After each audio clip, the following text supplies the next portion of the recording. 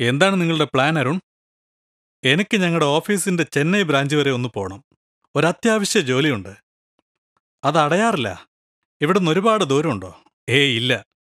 ഞാൻ നിങ്ങളെ അവിടെ ഡ്രോപ്പ് ചെയ്യാം. ഞാൻ രാജുവിനെയും കൂട്ടി ഷോപ്പിങ്ങിന് പൊയ്ക്കോളാം. ഞങ്ങൾ പബ്ലിക് ബസ്സിൽ പൊയ്ക്കോളാം. നീയും ഞങ്ങളുടെ കൂടെ വരുന്നോ മായേ? ഇല്ല, ഞാൻ വീട്ടിൽ വിശ്രമിച്ചോളാം. രാജുവിന് നല്ല ക്ഷീണമുണ്ട്. അവനും എന്റെ കൂടെ നിന്നോട്ടെ. ഇത് ബസ്സിൽ കയറാനുള്ള ക്യൂ ആണ് രാജു.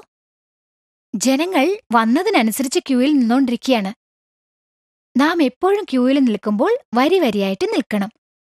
അപ്പോഴേ എല്ലാവർക്കും ഉന്തും തള്ളും ഇല്ലാതെ സൗകര്യമായിട്ട് ബസ്സിനുള്ളിൽ കയറാൻ പറ്റൂ.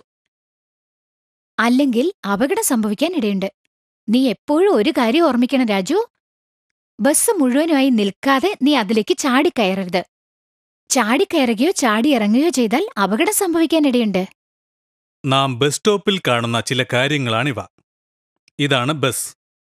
ബസ് സാധാരണയായി പൊതുജനങ്ങൾക്കായി ഓടുന്നവയാണ്. അവ നിശ്ചിത സ്ഥലങ്ങളിൽ നിന്ന് നിശ്ചിത സ്ഥലങ്ങളിലേക്ക് സഞ്ചരിക്കും. കൂടാതെ ബസ് സ്റ്റോപ്പുകൾ എന്നു പറയുന്ന ചില പ്രത്യേക സ്ഥലങ്ങളിൽ മാത്രമേ നിൽക്കുകയുള്ളൂ. ഇതാണ് ബസ് ക്യൂ. എല്ലാവർക്കും ബസ്സിൽ കയറാനുള്ള സൗകര്യത്തിനായുള്ള ഈ ക്യൂ വളരെ ഉപകാരപ്രദമാണ്. കൂടാതെ തിക്കും തിരക്കും ഉന്തും തള്ളും ഒഴിവാക്കാനും സാധിക്കും.